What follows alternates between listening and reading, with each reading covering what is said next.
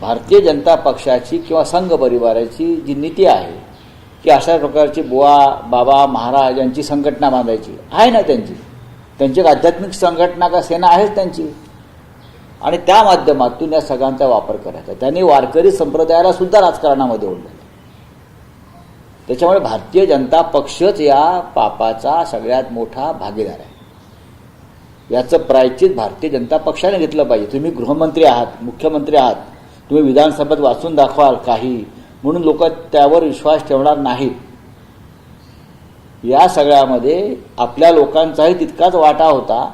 हे जेव्हा मुख्यमंत्री स्वीकारतील तेव्हा त्यांना मी म्हणेन की तुम्ही निष्पक्षपणे काम करता. सर, एकीकडे अशोक खरात गुन्हेगार आहेत, मात्र त्याच्या महिला आहेत, त्यांचे फोटो सोशल मीडियावर अत्यंत बिभत्सपणे व्हायरल केले जात आहेत आणि त्या महिलांची अभद्र निर्मिती किंवा त्यांचा फायदा घेतला गेला. आतापर्यंत असं कधी झालं नव्हतं. कोणत्याही महिलांची चित्र किंवा फोटो या संदर्भात त्यांची ओळख ही गुप्त ठेवली जात होती.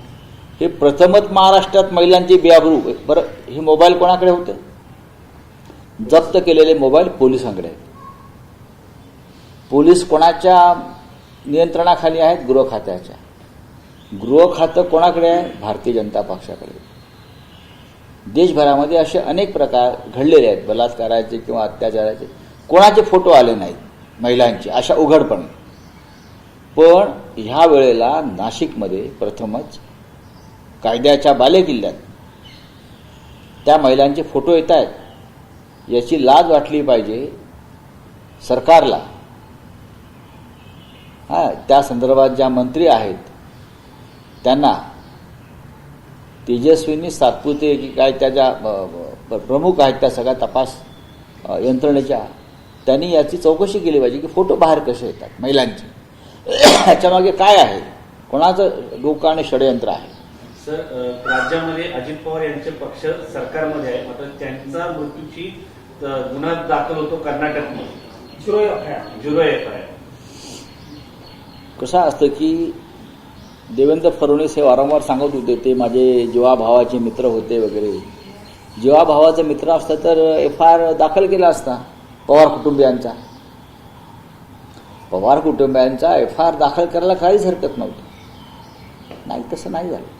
चला, हिंदी में. उद्धव साहेबांचा काल एकनाथ शिंदे यांनी उद्धव साहेब ठाकरे असा उल्लेख केला विधान भवनामध्ये आणि त्यांचं उत्तम आरोग्य राबो असं देखील. ठीक आहे, चांगलं आहे ना, शिष्टाचार आहे, संस्कार आहेत.